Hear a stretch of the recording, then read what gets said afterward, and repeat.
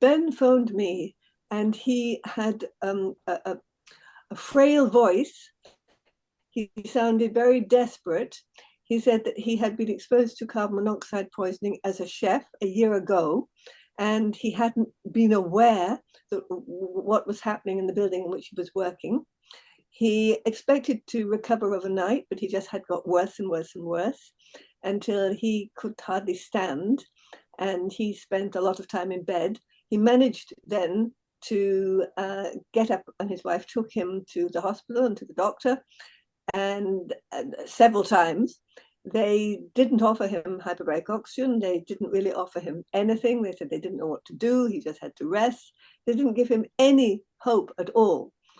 He continued to feel so bad he could no longer work, and his marriage was beginning to be very strained because he was so stressed by his inability to hold everything together, which he'd been very skilled at previously. And he happened to drive along the road past our center, and he saw the sign, which is now on the pavement, hyperbaric oxygen this way. So he had remembered then, he had read something when he was desperately trying to research this. He was being driven, he wasn't driving it, his wife was driving it, so because he couldn't drive. So then he said, is there any hope? Can I try it? So we put him in for just half an hour, and he said he felt miraculous after that. Just for the first time, he felt there was a hope. He felt life re-enter his body. And I looked into his background. He was dyslexic.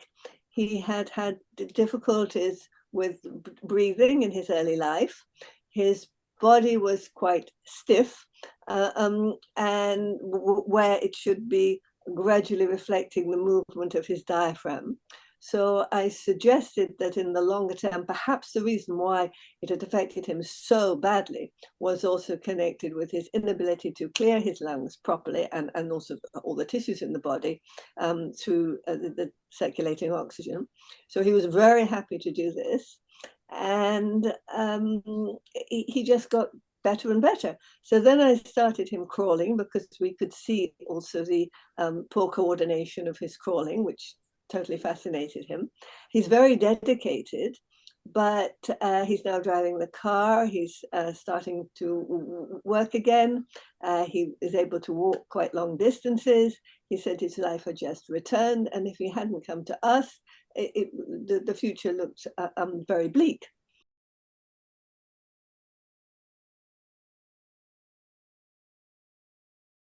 Treating patients with carbon monoxide poisoning is standard practice. It is the one thing that is totally acceptable and evidence, and nothing comes anywhere near it from the point of view of recovery.